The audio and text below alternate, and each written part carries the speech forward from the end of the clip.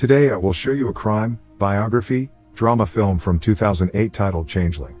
In Los Angeles, 1928, Christine Collins wakes up in her middle-class suburban home. She gets her son, Walter, out of bed and measures his height against a door frame. They eat breakfast and take the bus, where she drops him off at school and heads to work. She is a supervisor for a telephone operating line. When she picks up her son at the end of the day, he tells her he got in a fight with another boy. One of his classmates had been teasing him that his father wasn't in the picture because he didn't like him. Christine assures him that he is in no way at fault for his father's disappearance. That night Walter falls asleep on the couch listening to one of his radio shows. Christine carries him to bed. The next day she gets called into work on her day off and has to tell Walter that she won't be able to take him to the movies, but she promises she will the next day. She gets ready to leave and tells him to behave. He watches her leave from the window. Christine leaves late from work, there having been a lot of problems to address during the shift and her manager offering her a higher paying role. She misses her bus home and has to walk. When she arrives home, Walter is nowhere to be found. She walks the streets of the neighborhood asking local kids if they've seen him, but no one has any ideas.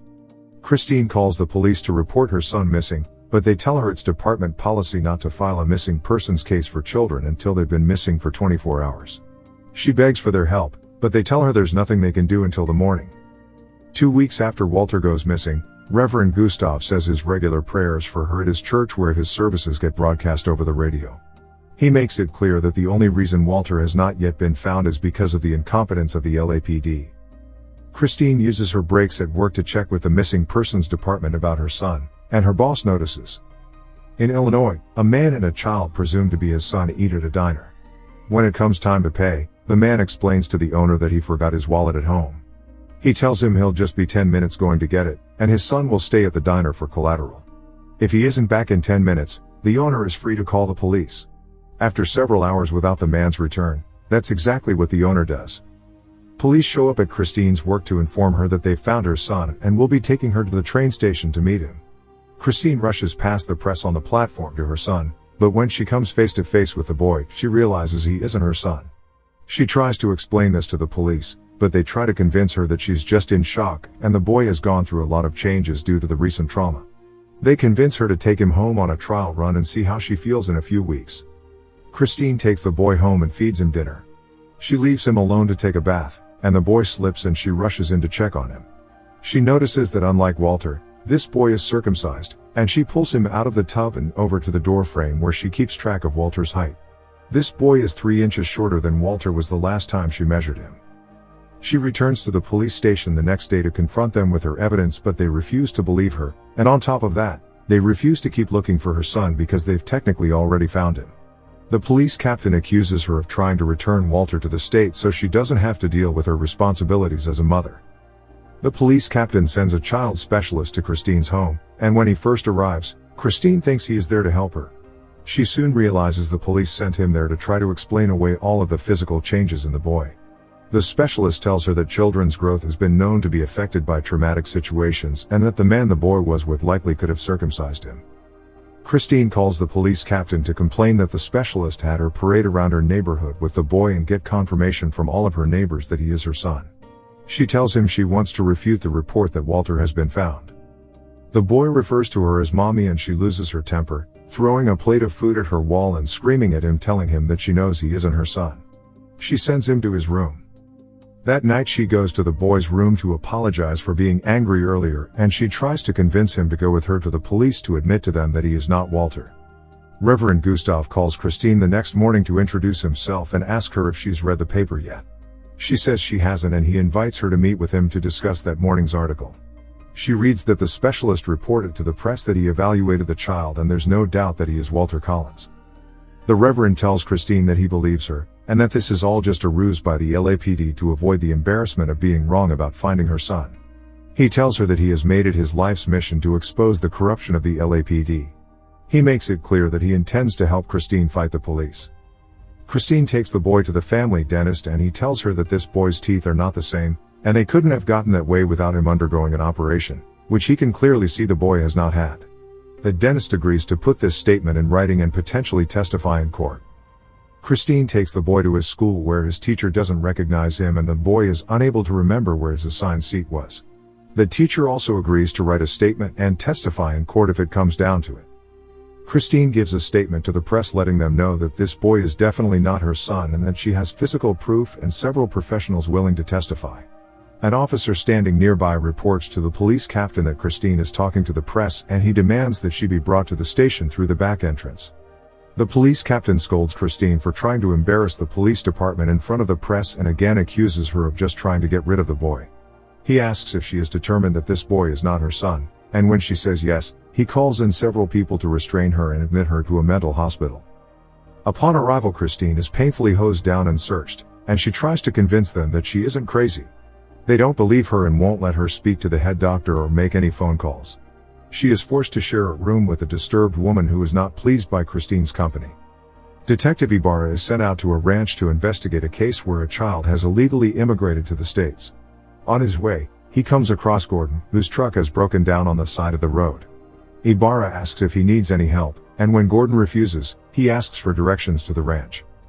The detective heads off and Gordon seems suspicious. He makes it to the ranch and eventually finds a boy hiding from him. When Ibarra tries to follow, the boy attacks him. He takes the boy into custody and drives back to the station. The Reverend becomes concerned when he isn't able to get a hold of Christine to do a radio show about her missing son. He sends someone to go check on her and report back to him. Gordon gets a ticket to Canada. Christine goes to breakfast the next morning and sits with two women who try to give her advice on how to act normal in the ward to try and go home quicker. One of the women, Carol, explains what a Code 12 is, code for any of the women who have been put there by police. She explains that most of the women there are Code 12 because they tried to report the abuse of a cop in some way and were retaliated against by being locked up. While waiting to be deported, Samford, the boy that Ibarra arrested, has flashbacks of violence on the ranch and begs to meet with Ibarra to tell him the truth about what happened. Christine is finally able to visit with the head doctor. He rudely interrogates her and twists her words to try and give the impression that Christine is not sane. Ibarra meets with Samford and he tells him that he had come to live on his cousin's ranch but soon found out he wasn't allowed to leave. He had to help his cousin kidnap young boys and bring them back to the ranch and kill them and bury their bodies. He says he helped kill at least 20.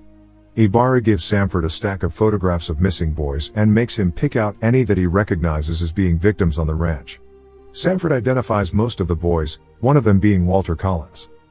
When Ibarra tries to report his findings to the police captain, he isn't believed. The captain reminds him that they already found Walter Collins, so there's no way he could have died on the ranch. The Reverend and several of his colleagues barge into the police station demanding information about Christine Collins. The captain tells him that he has admitted her to a psych ward because of her unstable behavior. At the hospital, the nurses try to force Christine to take unknown medication and she is held down when she refuses. Carol tries to intervene but is sent to the electroshock therapy room as punishment. Christine visits her later to thank her and Carol reminds her to never give up hope in finding her son. Ibarra and some of the other officers return to the ranch with Samford to make him dig up the bodies he said he has buried as proof that he isn't lying. Samford immediately starts digging up bones and Ibarra calls for a forensics team to come to the ranch. The head doctor tries to bribe Christine with a document to sign saying that she admits the boy that the police brought back to her is Walter Collins, and if she signs it, she will be released. The Reverend and his colleagues show up at the hospital with an article in the paper about the kids' bodies being found at the ranch and how one of them is Walter Collins. They demand Christine be released just as she is about to undergo electroshock therapy.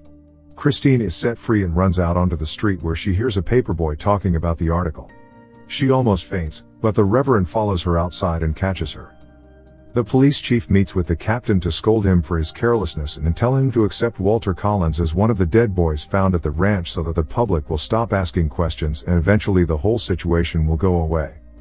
Ibarra interrogates the boy that was sent home with Christine and after threatening to send him to jail for interfering with a police investigation, he finally admits to not being Walter Collins.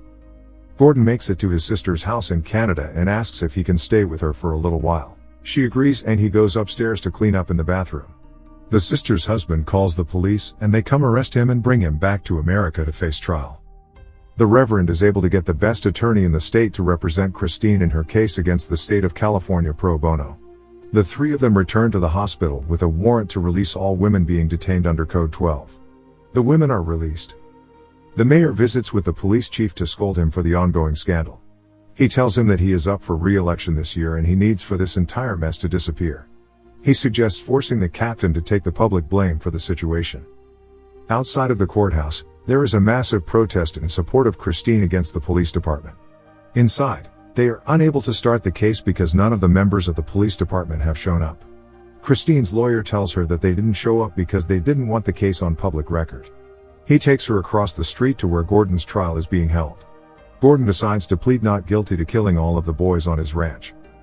The police chief brings the boy they had assumed to be Walter Collins, whose name is actually Arthur, to the train station to be reunited with his real mother. Before getting on the train, Arthur tells the press that the police told him that he was Walter Collins and it wasn't his fault. Christine confides in the Reverend that she doesn't believe that Walter is dead, that she can still feel his presence.